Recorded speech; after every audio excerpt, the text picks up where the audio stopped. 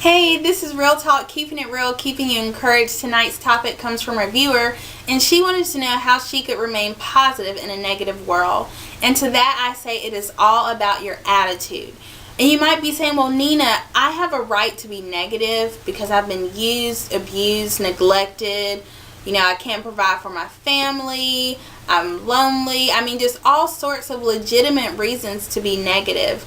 But the truth is, we come across people every day who are happy and have joy. So what is their secret? Because obviously they've gone through some negative stuff in their life. Well, the first step is to get over yourself, okay? It's not all about you. You're not the only one going through a bad time. Everyone is. And once we get out of our corner of woe is me, we can actually reach out to other people. And what's going to happen is you'll find that people are going through worse or going through the same thing, and you can encourage each other. But if you just kind of stay in your own little corner because you think you're the only one who feels this way, then you're really not being productive at all. The second step, don't avoid the negative thoughts. Counter them with truth. Many times we feel like when we have those negative thoughts, we should push them down somewhere. The problem with that is that we are not addressing the issue. It's going to pop right back up eventually. So when that negative thought comes, you face it. You stand in the mirror and you say what those thoughts are. And then you say to yourself, but what is the truth? And for me, I look to the Bible for truth. And if you're ever feeling unloved, unworthy, unforgiven, know that the truth is that you are loved, that you are beautiful, you're a creation of God, you've been forgiven, and that is the truth. And so when we have those negative thoughts, what we have to do is face them and immediately counter them with truth. The next step is to start off your day on a positive note. There's a few ways that you can do this. One of my favorite ways is to have a daily affirmation, and I stole this idea from someone else. But basically, I wrote down on a sheet of paper all the things that I was insecure about or negative about, and I countered it with the truth, just like in step 2. And so I printed out on a sheet of paper all the things that are true about me. Not the things that I may sometimes feel, but things that are true about me, that God wills for me. And I have that by my bed so I can start my day off with truth. Another way to start your day off on a positive note is to meditate. You can read the Bible. You can just sit there and just be in the presence of God. You can pray.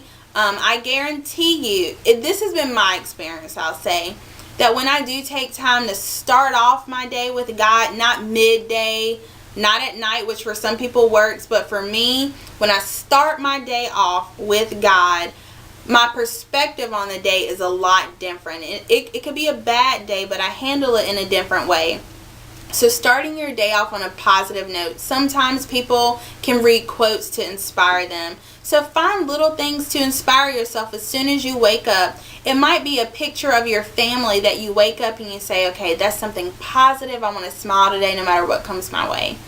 So the next thing you need to do is look at all the negative things in your life and figure out ways to improve them.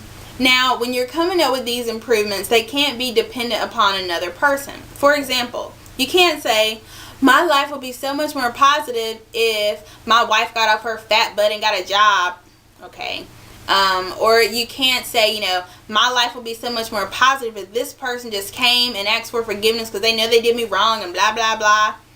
No, we can't say my life will be more positive if someone just handed me $1 million. All those things are dependent upon another person, and you're saying that your happiness is dependent on the actions of another person, and it shouldn't be.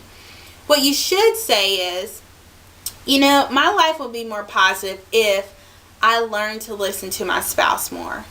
My life would be more positive if I found the strength to forgive this person and show them grace. My life would be better if I got a job and better it myself so I could provide for my family.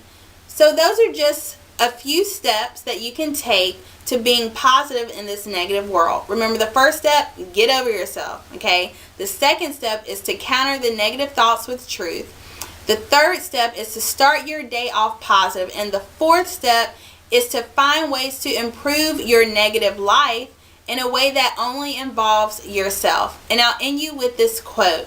A happy person is not a person with a certain set of circumstances, but a person with a certain set of attitudes. I'll see you guys next week on Real Talk, keeping it real and keeping you encouraged.